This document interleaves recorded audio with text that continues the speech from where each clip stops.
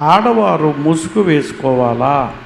Foreign కంట్రీస్లో వేసుకోరు కదా, కొంతమంది ఎందుకు వేసుకోవాలి?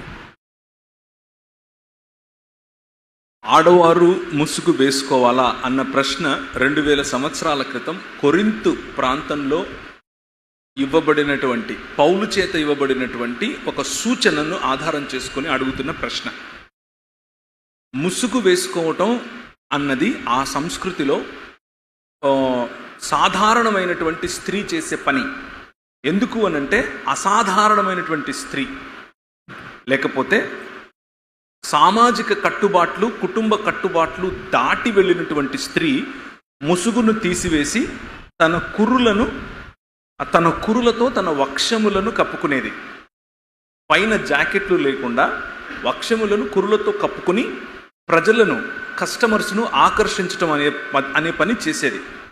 ముఖ్యంగా అక్కడ ఉన్నటువంటి కొరింతు, గలతీ, ఎఫెసీ, కొలసి ఇవన్నీ కూడా ద్వీపాలు, రోమా సామ్రాజ్యంలో భాగాలే కానీ ద్వీపాలు. వాటిల్లో అర్తెమీ దేవత లాంటి దేవతలు, దాన్ని ఏమంటారు, డయానా దేవత లాంటి దేవతలు, వారి మందిరాలు ఉండేవి.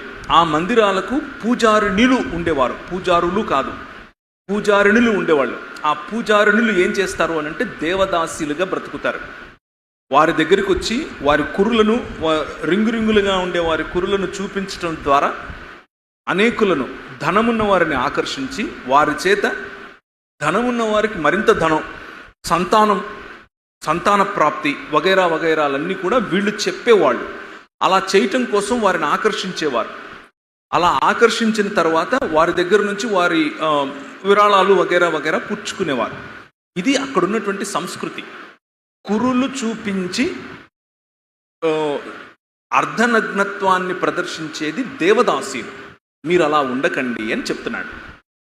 అంతేకాని మీరు ముసుగేసుకుంటే ఎక్కువ పరిశుద్ధులు, ముసుగు తీసేస్తే తక్కువ పరిశుద్ధులు, ముసుగేసుకోగానే దేవుడు మీ ప్రార్థన ప్రత్యేకంగా వింటాడు, ముసుగు వేసుకోకపోతే దేవుడు మీ ప్రార్థన వినడు అన్నది అక్కడ సందర్భం కాదు.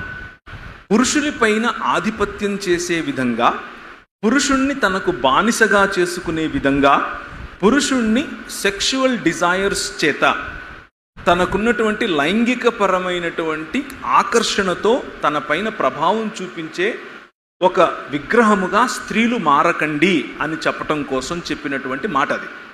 ఇది దాని సందర్భం. దాన్ని అలా కాకుండా భక్తికి ముడివేసి మనం వేరే రకంగా చెబితే అది 2000